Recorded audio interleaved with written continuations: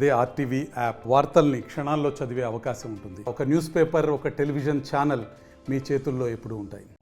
జన్మించి 554 సంవత్సరాల కిందట శ్రీకృష్ణదేవరాయలు కాపు సమాజ వర్గంలో జన్మించి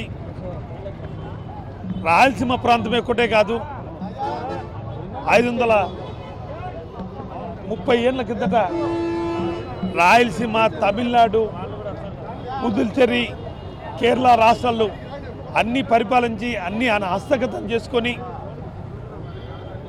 రాయలసీమ ప్రాంతం నుంచి తమిళనాడు, కేరళ కూడా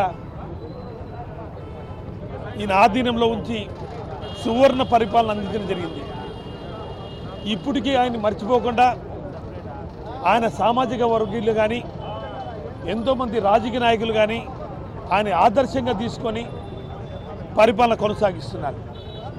ఆయన పరిపాలనలో ఆ రోజుల్లో ప్రతి గ్రామంలోనూ బావులు తవ్వించి ప్రజలకు అందుబాటులో సాగునీరు చెరువులు తవ్వించి ఎన్నో చేసిన వ్యక్తి శ్రీకృష్ణదేవరాయలు గారు.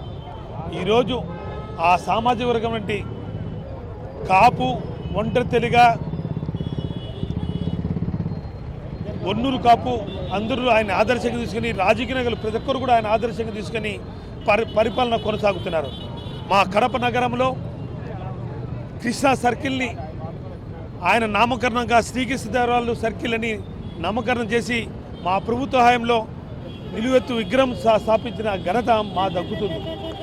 మేము మా పరిపాలనలో కాపు, ఒంటరి తెలుగు మున్నూరు కాపు అందరికీ కూడా రాజకీయంగా, సామాజికంగా వాళ్ళని పైకి తాడుపై కాకుండా ఉప ముఖ్యమంత్రి పదవి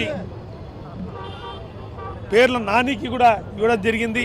ఆ సామాజిక వర్గానికి అత్యధిక స్థానాలు, సీట్లు ఇచ్చి ఎమ్మెల్యే చేసిన ఘనత వైఎస్ జగన్మోహన్ రెడ్డి గారికి కూడా దక్కుతుంది అని మేము తెలియజేసుకుంటున్నాం. అలాంటి వ్యక్తిని ఆదర్శంగా తీసుకొని రాబోయే తరంలో ఆయన ఆదర్శంగా తీసుకొని కాపు, తెలుగు సామాజిక వర్గం కూడా రాజకీయంగా మేము బలోపేతం చేస్తూ వైఎస్ఆర్ కాంగ్రెస్ పార్టీ వాళ్ళకి అండగా ఉంటుందని కూడా తెలియజేసుకుంటున్నాం.